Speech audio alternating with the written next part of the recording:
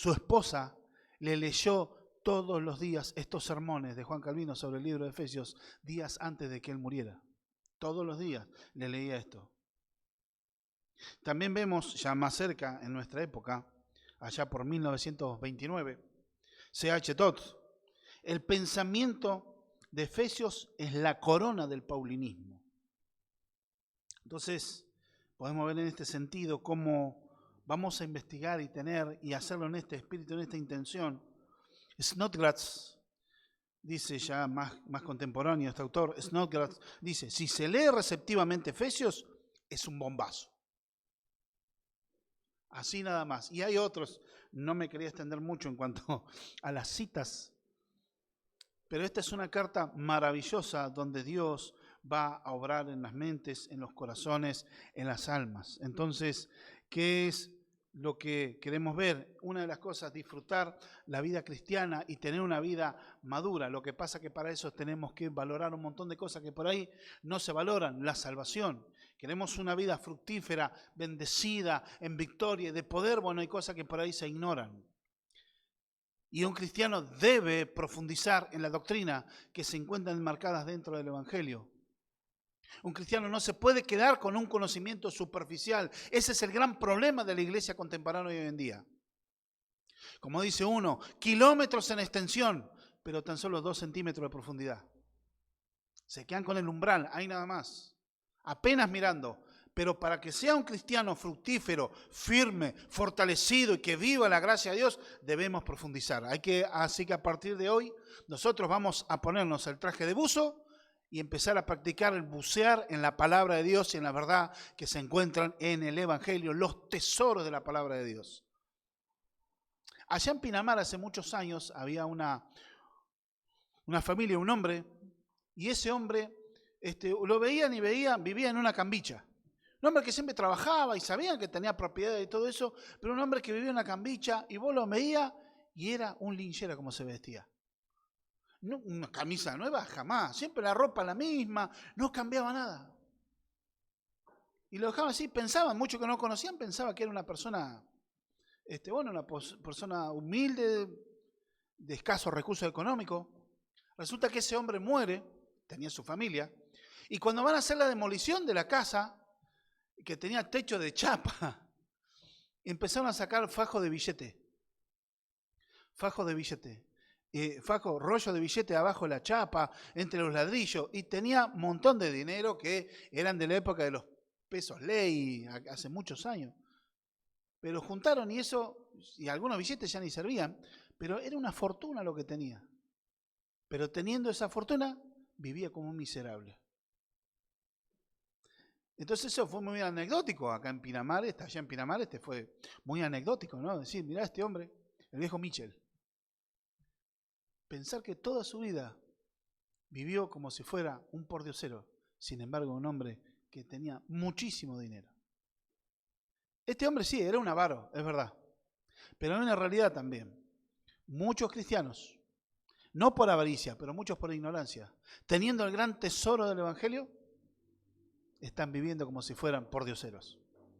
Por eso hoy vamos a comenzar a bucear en la palabra de Dios. Mientras tanto, vamos a hacer una breve introducción de lo que es Efesios, su contexto geográfico, el contexto sociocultural de aquel lugar para comenzar a estar. El capítulo que vamos a arrancar, capítulo 1 de Carta a los Efesios, pero vamos a ver tan solo 2 versículos. El saludo inicial, como el apóstol Pablo acá comienza a hablar de la Escritura.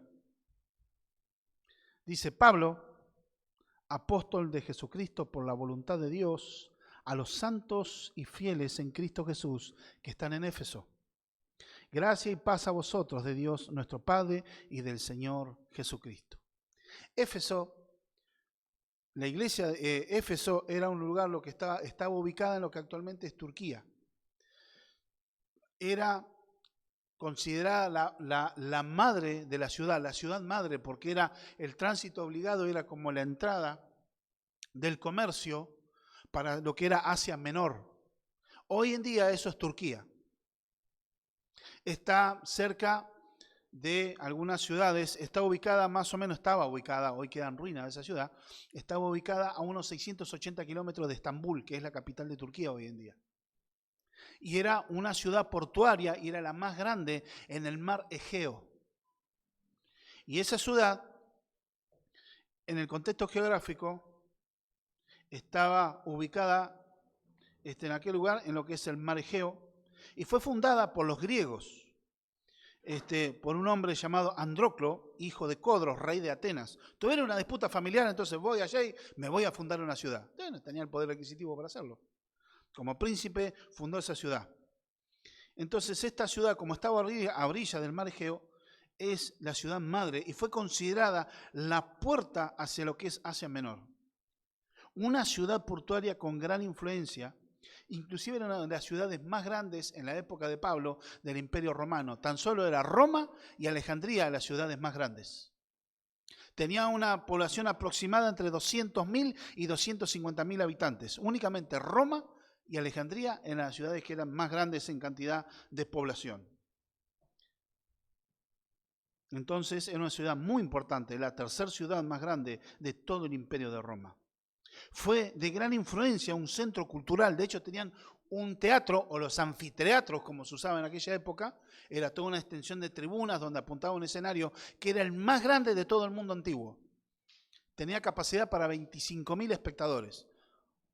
O sea, lo que hoy sería quizá un estadio chiquito para los que estamos acostumbrados al fútbol, pero en aquella época, en el mundo antiguo, era uno de los más grandes que había. De hecho, era el más grande. Y también era de gran influencia porque era un centro cultural y religioso. Era una ciudad politeísta, o sea, tenía fe en muchos dioses, pero predominaba, y era impresionante el predominio del culto a Diana de los Efesios, o la diosa Artemisa. Diana la nombraron los romanos, era la diosa Artemisa.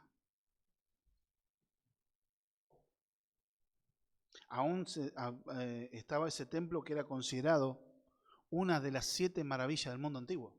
Tenía columnas de 18 metros de alto. Era 4 veces más grande que el Partenón de Atenas. Su construcción se tardó 120 años. Y en el medio estaba en un lugar, ese templo estaba a las afueras de la ciudad, en un lugar, en un suelo sagrado, ¿no? En ese lugar sagrado donde compartían ahí. De hecho, tenían el verso o el cuento de que Apolos, el dios del sol, cuando pasaba y miraba al sol, no había lugar más bonito en el mundo que mirar que era el templo de Artemisa.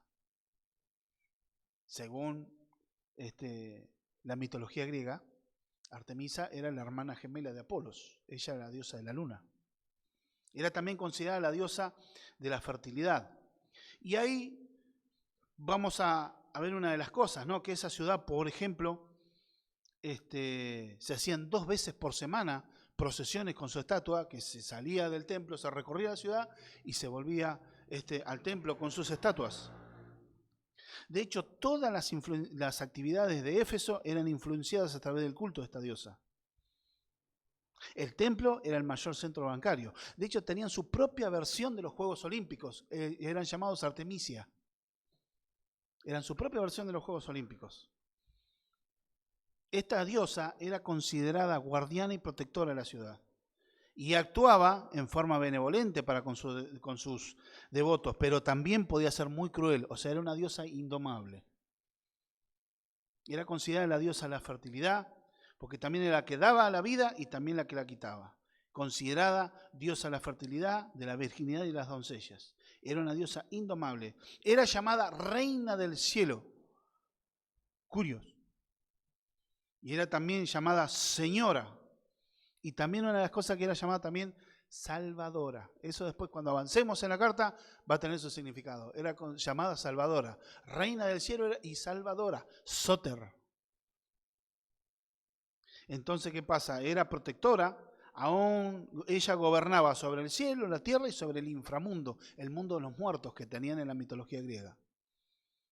Era muy poderosa, pero aquellos que se levantaban contra ella la pasaban muy mal, según esta fe que tenían ellos.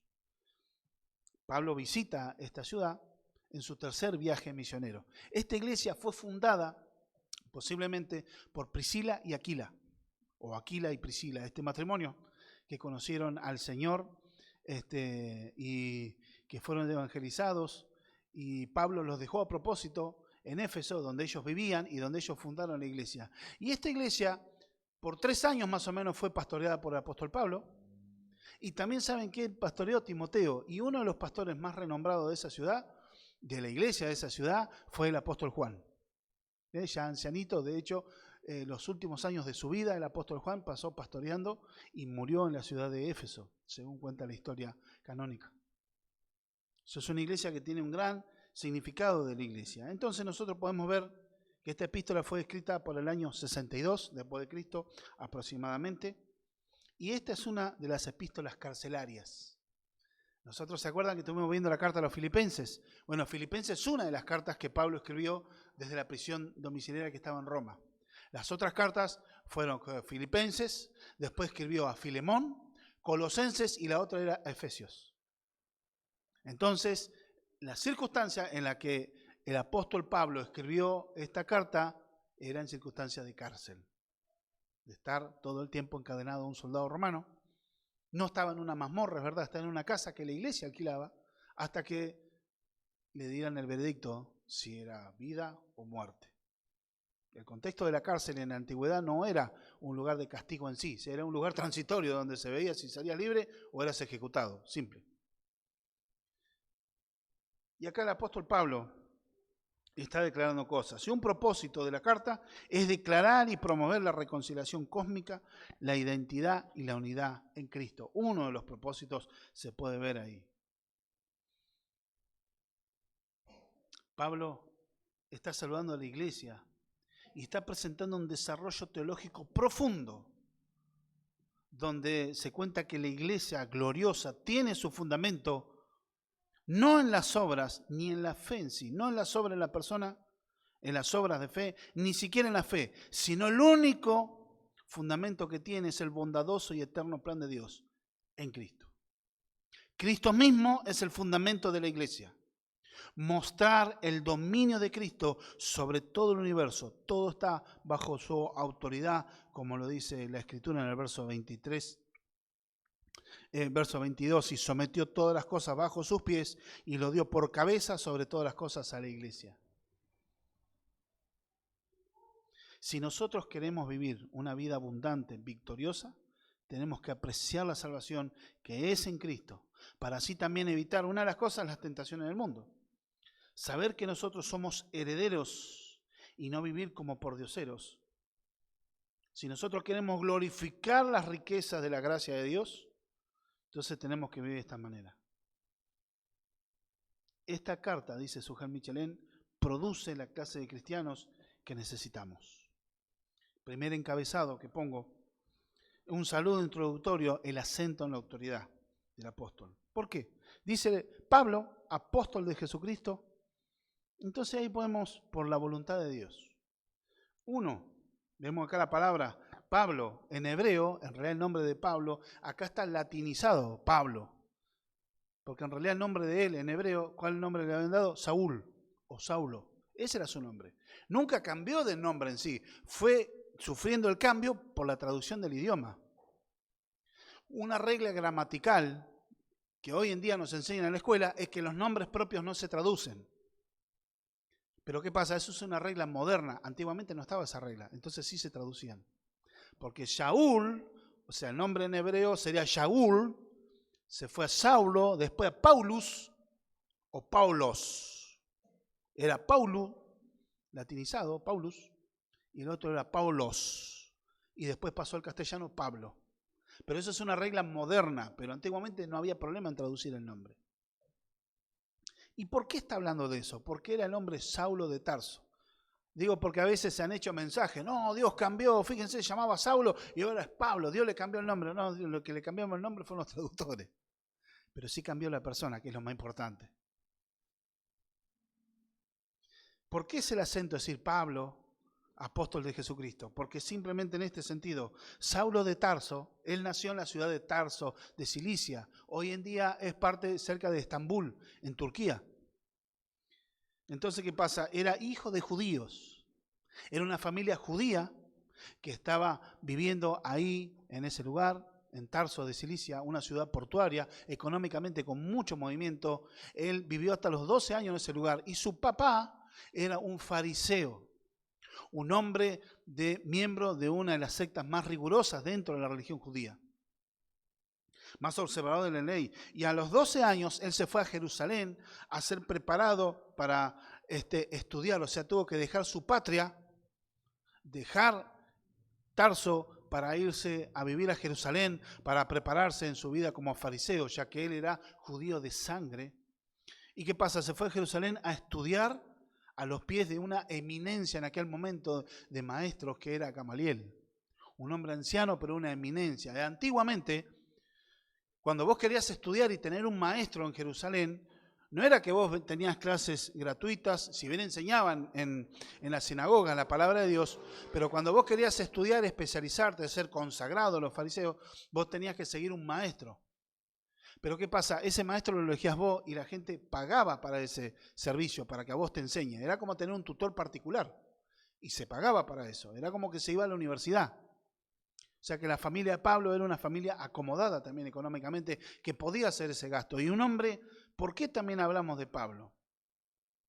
Porque una de las cosas que podemos ver que él, en su momento, fue un hombre tremendamente consagrado a su fe, consagrado a su movimiento, y como decía sus cartas, como decía Filipenses capítulo 3, versos 5 y 6, dice la Escritura: circuncidado el 8º día, del linaje de Israel, de la tribu de Benjamín, hebreo de hebreos, en cuanto a la ley fariseo, en cuanto al celo perseguidor de la iglesia, en cuanto a la justicia que es de Dios en la ley, irreprensible. Asimismo se veía Pablo y lo practicaba de esa manera, hebreos de hebreos. ¿Qué quiere decir? Él no había tenido la influencia griega en su manera de pensar y de ver. Él era un hebraísta. Conocía el idioma griego porque nació en el contexto griego, era el idioma comercial de la época como el inglés hoy en día, pero era hebreo de hebreos, era un hebraísta, o sea, conservaba las raíces y las costumbres de su pueblo férreamente. Gálatas capítulo 1, versos 13 y 14, en cuanto a su celo por la fe, por la religión. Dice: porque ya habéis oído acerca de mi conducta en otro tiempo en el judaísmo, esto es antes de que él se convirtiera al cristianismo, que perseguía sobremanera a la iglesia de Dios y la asolaba. Y en el judaísmo aventajaba mucho de mis contemporáneos en mi nación, siendo mucho más celoso de las tradiciones de mis padres. Un hombre celoso de su religión, que un día tiene un encuentro con el Señor, lo podemos ver en Hechos 9, donde realmente sufre la conversión y la transformación a Dios. Pero un hombre muy prominente y se había convertido en un férreo perseguidor del cristianismo. Eran los enemigos más acérrimos del Evangelio. Un hombre que realmente perseguía a la iglesia y la asolaba. Cuando él tiene el encuentro con el Señor, él llevaba cartas desde Jerusalén hacia Damasco para encarcelar a los cristianos, para llevarlos a muerte de ser necesario, para llevar a azotarlos. No tenía problema. Y este hombre, Saulo de Tarso, muestra lo siguiente: ser convertido por el Señor. Este hombre había sido un fiero antagonista del cristianismo hasta que Dios lo salvó y lo llamó para que lo sirva. Y la manera, inclusive, fíjense la actitud que tuvo Ananías, un hermano Ananías. Dios le dice: bueno, andate a tal lugar, tenés que orar por Saulo, porque yo le voy a llamar para que me sirva. ¿Qué? ¿Saulo? Pero si ese está buscando de matarnos, de hacernos pedazos. Imagínense la cara, pobre muchacho. Que Dios le dé la orden, bueno, andá y hacé. Pero ¿cómo le dice Dios? Andá, porque yo a le voy a mostrar lo que es servirme. ¿Cuánto debe padecer por causa de mi nombre? Pablo no tuvo el llamado apostólico de muchos que hoy llaman hoy en día. Hechos 9, nos dice la Escritura, versos 15 y 16. El Señor dijo: ve, porque instrumento escogido me es para llevar mi nombre en presencia de los gentiles y de reyes y de los hijos de Israel, porque yo le mostraré cuánto le es necesario padecer por mi nombre. Fíjense cómo era el llamado de Pablo. Y aparte deja algo muy claro: por la voluntad de Dios. Esto no fue producto, fue un instrumento escogido por Dios. Pablo está acostumbrado a saludar de esta manera. Fíjense que las cartas modernas, antes del mail, antes del correo electrónico, antes del WhatsApp, ¿cuáles eran las cartas? Primero se presentaba el saludo, se habla el destinatario, viene el cuerpo de la carta y después el saludo final y el remitente. O sea, normalmente el nombre del que escribe la carta iba a lo último. Siempre, saludo atentamente, fulano de tal. Pero ¿a quién va dirigida? Señor, señora, señorita, institución, de mi parte, de mi consideración, el cuerpo de la carta y después el saludo. Antes era al revés. Se nombraba directamente, se hacía la presentación de quién escribía y a los destinatarios. Y era un saludo acostumbrado. El apóstol, la palabra apóstol, está indicando algo de que él tiene un ministerio. Significa el que es enviado. Es un mensajero, enviado y comisionado. Él quiere que los efesios sepan que no era un particular o cualquiera, sino un apóstol, llamado y comisionado por Cristo mismo en persona. Aquí, aunque en esta carta se está viendo lo que él reflexiona y lo que él escribe, pero es la expresión de la voluntad de Dios. Él está escribiendo de una forma inerrante e infalible porque está escribiendo bajo inspiración de Dios. La palabra de Dios por eso es inspirada, es inerrante, es infalible, no tiene error, no tiene falencias. Él está hablando en su corazón, pero su mente y su corazón, como él medita, están guiados por el Espíritu Santo de Dios. Por eso debemos confiar en la palabra de Dios. Por eso dice la Escritura, 2 Timoteo 3:16, que toda la Escritura es inspirada por Dios, útil para redarguir, para instruir, para enseñar en justicia. Por eso la palabra de Dios tenemos que anhelarla como esa leche no adulterada para que alimente nuestra vida, anhelarla como los niños anhelan la leche, esa leche no adulterada. Pablo, ¿por qué decía esto? Aunque él tenía señal de apóstol que iba mostrando a lo largo de su vida. Porque él pertenece a Cristo y lo está representando. Él está representando a Dios. Es con el saludo es Dios quien te está hablando y quien te está ministrando. Debemos entender que cada escritura, cada pase de pluma aquí en este lugar es la palabra inspirada de Dios y salió. Las epístolas son ocasionales, o sea, son escritas para una ocasión, en un momento donde había que solucionar, corregir o guiar para alguna cosa. Eso es la guía de Dios, es lo que nos queda a nosotros del testimonio de la palabra de Dios. Él tiene la fuente de autoridad. ¿Cuál es? La voluntad de Dios. Ahí está la fuente de su autoridad. Es por voluntad de Dios. Él recibió el oficio de Cristo mismo. No llegó por el anhelo propio, una usurpación de poder, ni siquiera por la nominación de estos hombres, sino que en la divina preparación que Dios obra para él. Fue apartado y calificado por la actividad soberana de la voluntad de Dios. También, además de ser un teólogo, Pablo fue un pastor y fue misionero. Entonces entendamos, hermanos, a la verdad y a la luz de las Escrituras, que Pablo se está presentando, pero no para mostrar, yo soy el apóstol, acá no, sino mostrando su identidad y la fuente de su poder. Todo tiene un porqué, también que después lo vamos a ver más tarde, más adelante, porque en ese momento en Éfeso predominaba mucho un pensamiento místico, el pensamiento mágico. Había mucho ocultismo, paganismo en ese lugar. Por eso él mostraba el origen divino de su autoridad. Otra de las cosas que podemos ver es la característica y la posición de los creyentes. Dice, Pablo, apóstol de Jesucristo, por voluntad de Dios, o sea, no se le antojó a él, pero esta es la fuente de su llamado, a los santos y fieles en Cristo Jesús que están en Éfeso.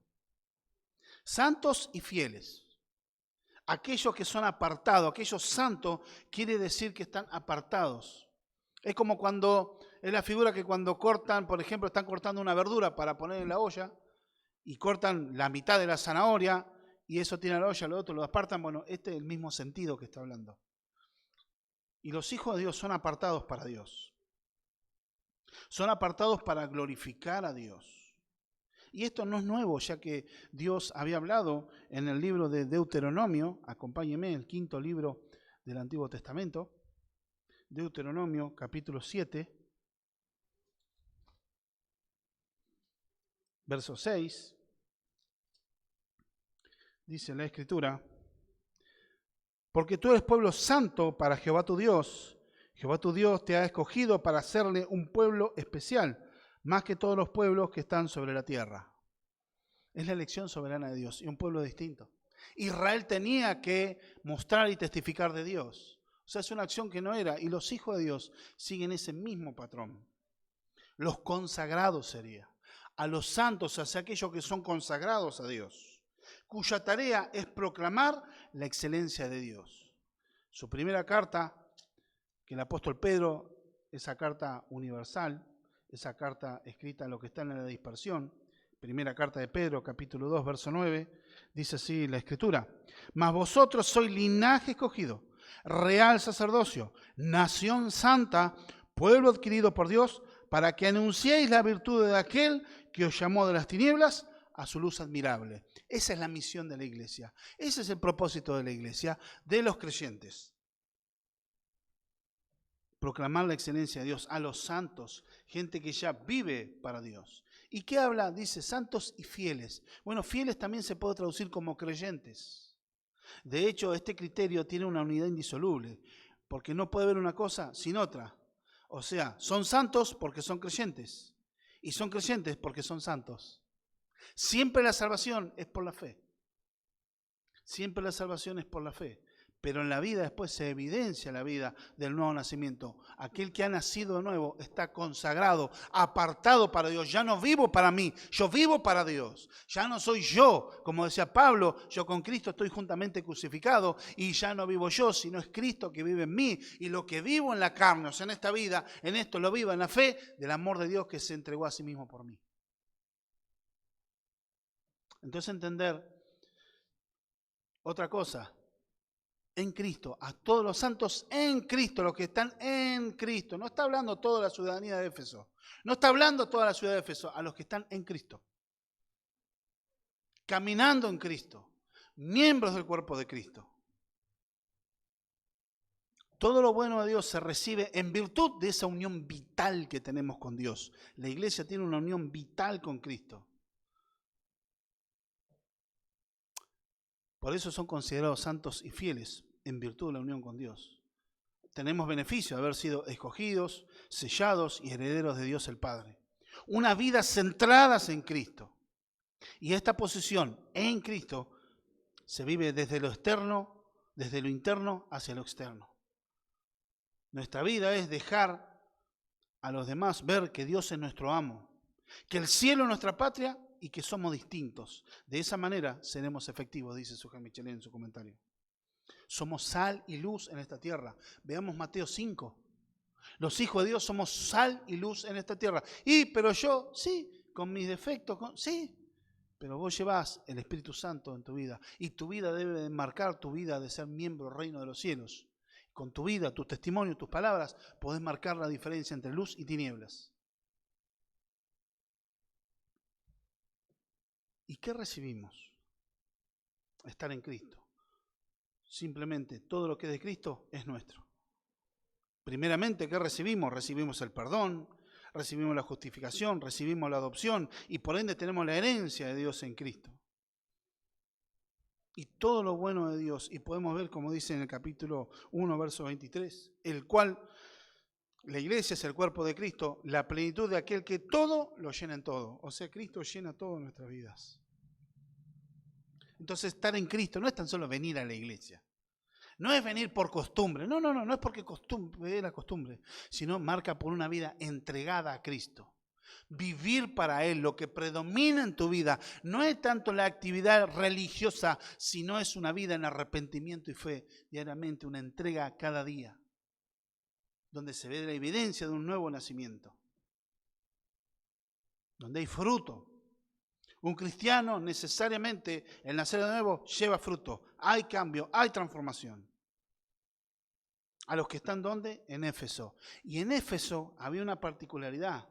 ¿Por qué también? Porque a pesar de todo el paganismo, de la hechicería, del ocultismo que había, Dios obró y la palabra de Dios obró, salvó personas, hubo milagros, hubo frutos genuinos de conversión. Y uno de los frutos de conversión que hubo, acompáñeme al libro de los Hechos, capítulo 19, versos 19 y 20, fíjense la conversión, porque Pablo hizo realmente, Dios lo usó, ahí en Éfeso hubo un gran alboroto, de hecho también estuvo en la cárcel poco tiempo, pero fue encarcelado también, pero a pesar de todo ese movimiento satánico y ocultista, la palabra de Dios corrió y Dios hizo obra de salvación en muchos.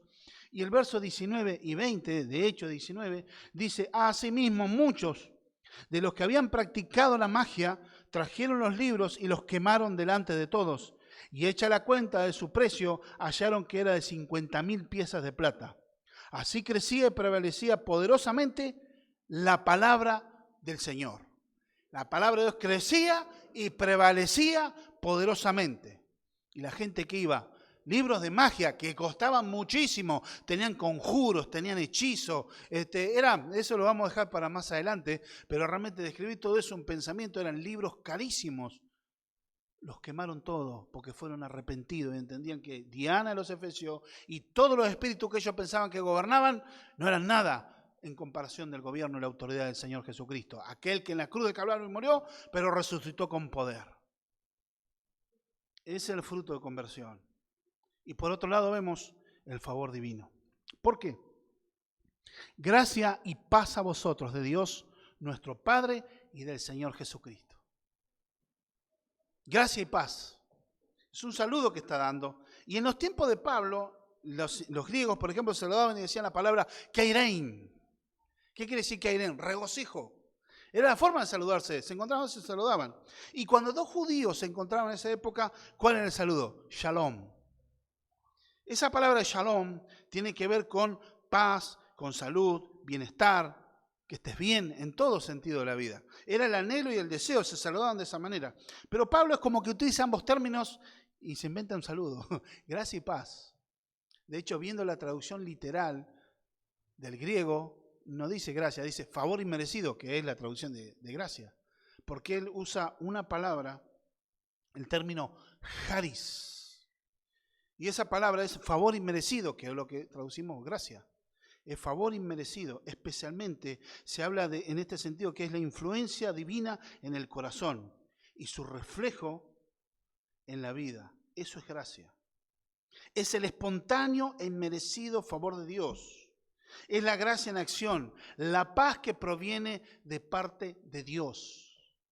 Como Pablo le dice a los filipenses en el capítulo 4, verso 7, y la paz de Dios que sobrepasa todo entendimiento, guardará vuestros corazones y vuestros pensamientos, ¿en dónde? En Cristo Jesús.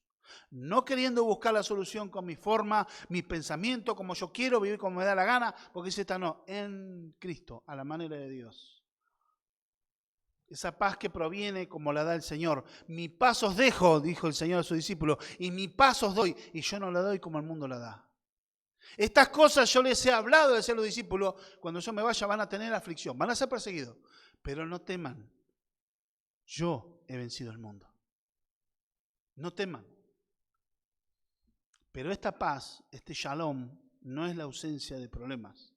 Es la quietud interna de saber que Dios nos reconcilió con Él. Y aún en medio del dolor y de la aflicción, es la sonrisa de Dios que se refleja en los corazones redimidos por la sangre de Cristo. ¿Y por qué habla de decir así de esta manera? De Dios, nuestro Padre, y del Señor Jesucristo. Bueno, porque son la misma persona. Juan 10:30 dice, el Padre y yo somos uno. No hay una relación de inferioridad. La obediencia y sujeción del Hijo hacia el Padre es una relación de trato para que nosotros podamos entender, pero el Hijo no es inferior al Padre, ni el Padre es superior al Espíritu Santo, los tres son lo mismo. Y Él dice, el Padre y yo somos uno. Estas son las bendiciones de Dios por nuestra unión con Él y con Cristo. Esa es la disposición de la bendición de Dios. Por eso es el anhelo que Pablo nos quiere bendecir. Y Dios nos bendice a través de este escrito de Pablo, donde muestra su autoridad, que está hablando de parte de Dios. Y tomemos esto de parte de Dios para nuestras vidas. Ser santos y fieles, considerados ser creyentes. A los que están donde? En Cristo. No está hablando, porque ahí dice en Cristo, no dice a los que están en Éfeso primeramente, sino a los que están en Cristo. No tiene que ver lugar geográfico, sino está tu corazón. En el país que sea, tenés que estar en Cristo. ¿Qué nos aplica esta palabra? Bueno, esta palabra podemos tomar una aplicación. Lloraba al Señor para decir, bueno, ¿qué aplicación podemos tener en nuestras vidas? Indudablemente, nuestra vida necesariamente debe estar unida a Cristo. Esto va a mostrar resultados o frutos. Estos son observables. Una vida congruente con la fe. Una vida consagrada a Dios. No puede ser que digamos que creemos una cosa y vivimos otra. No, como yo lamentablemente he tenido que ver espectáculos de personas, no, mandan por Facebook, por Instagram, sí, gloria a Dios, Dios y mi Padre, Dios te bendiga. Después lo escuchás, tengo compañero de trabajo que es una boca, que es una letrina. Está negando automáticamente todo lo que dice en el Facebook y la gente se mofa. Dicen, ¿y este cree en Dios? Mira lo que es. Una vida que no nació de nuevo. Una vida que deshonra el Evangelio, lamentablemente. Vive una vida incongruente con eso. Esta paz de Dios solo puede ser experimentada por su gracia. Pero los santos, al vivir en la voluntad de Dios y ser fieles a su voluntad, son los que la experimentan. Porque ¿qué dice la palabra? El que dice que me ama, guardará mi palabra. Y por las dudas, el Señor se lo dice al revés a los discípulos, porque eran medio duros de entender, así como nosotros a veces. El que me ama es el que guarda mi palabra. Y el que guarda mi palabra es el que me ama. Está diciendo lo mismo en espejo, para que podamos entender. No existe, yo amo a Dios, pero vivo como yo quiero. Yo creo en Dios, pero no me congrego en ningún lado, ¿no? Porque es incongruente. Tenés que estar en Cristo y ser parte del cuerpo. Ahora, hablando de frutos, ¿no? ¿Cómo está tu vida en tu corazón, en tu interior? ¿Fructífera y dulce? ¿O amarga y seca? ¿Cómo ves? Salvo el Espíritu de Dios, el único que se conoce a sí mismo es uno mismo. Después está Dios que te conoce, pero cada uno se conoce en su interior. ¿Cómo está tu corazón hoy en día? ¿Lleno de odio, de resentimiento, de frustración, de amargura? ¿O hay gozo y regocijo en Dios, a pesar de la situación que puede estar pasando externamente? Como creyentes, tenemos que buscar crecer en el conocimiento profundo de las doctrinas que tenías en el Evangelio. No existe el creyente, no, pero yo miro un poquito así nomás. Por eso hoy se ve grandes movimientos y lugares multitudinarios donde se apela a la buena música, al apelar a las emociones, a manipular a las personas a través de las emociones, donde te hacen reír, te hacen llorar, una predicación, un buen chiste, una historia que te pueda conmover y ahí ya está, te sacó lo que quieren porque te manipuló las emociones. Dios no quiere eso. O buscan experiencias extáticas, que yo empiece a temblar o que me caiga o que pueda hablar en algún idioma más raro.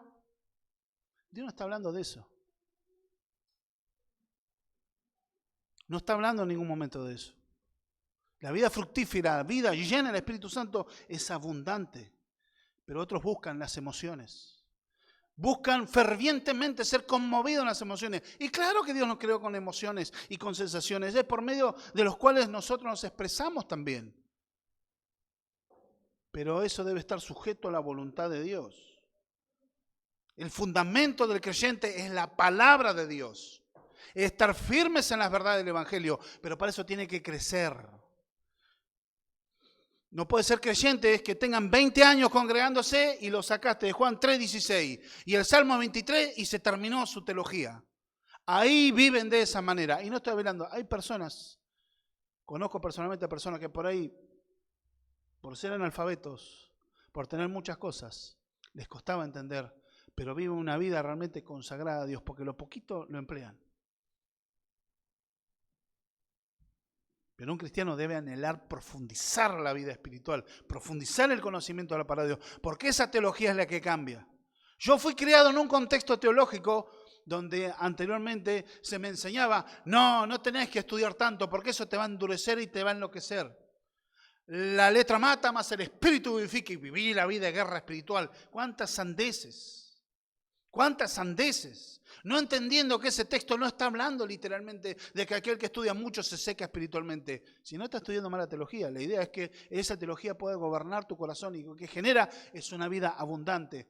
Yo he hablado con personas que antes se congregaban acá y le decían, no, tenés que entender qué produce la teología, un regocijo en el Señor para alabar y glorificar a Dios. Es una explosión de alegría. Yo lo vivo en forma personal y esa persona me dice, nah, no es tan así, no puede ser. No entendió nada. Le hablé de estudiar la palabra. ¡Oh! ¡Ah! Así viven. Viven pecando, viven errando, viven una vida errada, sin fruto. ¿Pero por qué? Por desconocer la verdad de Dios. ¿Cómo Dios nos va llevando para tener una vida fructífera? ¿Qué es nuestra identidad en Cristo? ¿Qué es el vivir en Cristo? ¿Cómo vivir en Cristo? Por eso Pablo oraba. Oro para que ustedes Dios el espíritu de sabiduría y entendimiento para que puedan comprender la supereminente grandeza de su poder que obra en nosotros. Así oraba Pablo por la iglesia. Para que podamos disfrutar los tesoros del Evangelio. Y muchos, teniendo esa herencia, viven como pordioseros. Entender la gracia y la soberanía maravillosa de Dios. Y menos mal que Dios en su gracia obró rescatándonos. Porque si lo hubiera esperado a tu decisión o a mi decisión, nunca le habríamos dado lugar. Porque el hombre siempre quiere vivir para sí mismo. Hay creyentes que por ignorar desatienden estos principios, tienen sus corazones divididos entre el reino de Dios y el mundo. Tienen vergüenza de su fe por no vivir más profundamente, arraigados en la sustancia del Evangelio, arraigados en Cristo.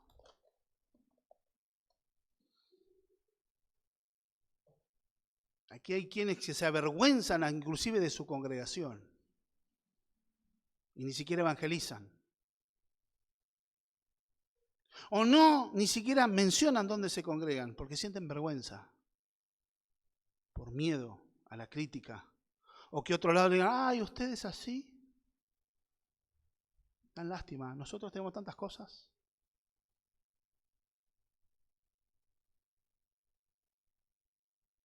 Muchos anhelan ser miembros del jet set, del espectáculo evangélico de hoy en día. Muchos rendirán cuentas por eso. Pero la única forma de crecer y reverdecer espiritualmente es ir a los pies del Señor y arrepentirte. Y mirar a la congregación a través del Evangelio. Esto te va a desembocar en que vas a amar a tu congregación, hermanos, hermanas, y dejas de luchar abrazando la verdad de su palabra. Vas a encajar porque la gracia de Dios producirá esos cambios en tu vida. Pero es únicamente que vayas en arrepentimiento. Eso te va a llevar a la unidad basada en la obra de Cristo y no en un sentimentalismo que eso va y viene. Vas a dejar de menospreciar a la iglesia porque es la que Cristo compró con su preciosa sangre. Muchos se comparan con otros lugares, tienen vergüenza y se avergüenzan. Sean honestos delante de Dios. Ni quieren predicar, para que venga acá. ¿Sabes qué pasa? La iglesia no es un museo de santos, es un hospital de rehabilitación de pecadores que están siendo formados a la imagen de Cristo, con defectos, con errores, con pecados, pero aún debemos exhibir pasión por Cristo. Por eso es esa reforma que en este mes de octubre se comienza a conmemorar. Está hablando de vivir esa santidad porque los reformadores no querían ser llamados los reformadores, ellos querían ser bíblicos. Querían que la palabra de Dios forme y llene y transforme sus corazones, llene sus almas y vivir de acuerdo a la voluntad de Dios. Detrás de toneladas de religiosidad. Y hoy en día otros toneladas de tradición eclesiástica.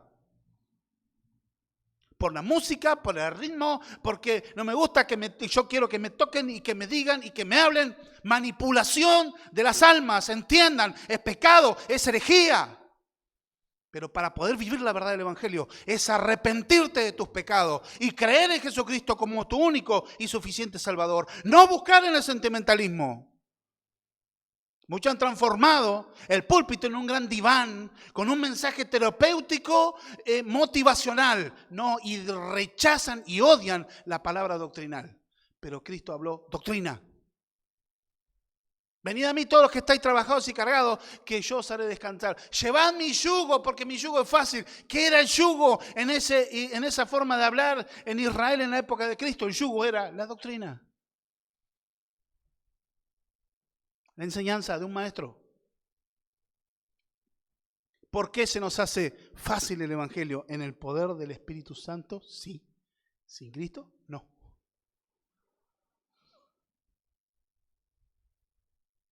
Cristo compró la iglesia con su sangre. Y vos te vas a deleitar en cumplir tu misión. Hablar las virtudes de aquel que nos llamó de las tinieblas a su luz admirable. Solo como creyentes sos aceptado. Solo hay una esperanza de salvación que es en Cristo. Si hoy Dios habla a tu corazón, no rechaces el Evangelio, no endurezcas tu corazón. Arrepentite y cree, porque hay una eternidad que está en juego. Y si hoy rechazás el Evangelio, lo único que te espera es una horrenda expectación de juicio, donde no habrá misericordia y el castigo es eterno. Pero hoy puede ser día de salvación para tu vida. Que te arrepientas de todo corazón y creas que Jesucristo murió en la cruz del Calvario para perdonar tus pecados y que resucitó entre los muertos. Confesalo como Señor y Salvador de tu vida. Arrepentite de tus pecados, comprometete con el Señor y serás salvo. Porque la palabra dice, por la fe somos salvos, somos justificados para con Dios, por medio de la fe. No por obras, para que nadie se gloríe. Bendito Dios, oramos en esta hora para que vos te glorifiques en medio de esta tu palabra, que vos, Señor, seas ayudándonos, Señor, a entender este saludo precioso donde tú ya nos estás mostrando que tú nos estás hablando en esta breve introducción, Señor, a esta maravillosa carta que, Señor, es denominada, Señor, la reina de las epístolas, donde vos estás, Señor, hablándonos, nos vas a enseñar las profundidades teológicas de tu palabra, nuestra identidad y nuestra misión como iglesia, nuestra herencia en los cielos con Cristo y quiénes somos en Cristo y cuál es el poder que obra en nuestras vidas, Señor. Redescubrir las verdades de tu evangelio, surgida de tu gracia soberana. Te alabamos y te bendecimos por Cristo, nuestro Señor y nuestro Salvador. Oro para que vos renueves los corazones. Oro para que vos salves al perdido. Oro para que levantes al caído. Oro para que sanes al enfermo. Oh Señor, oro para que tu nombre sea glorificado en medio de tu iglesia. En el nombre bendito de Jesús. Amén y amén.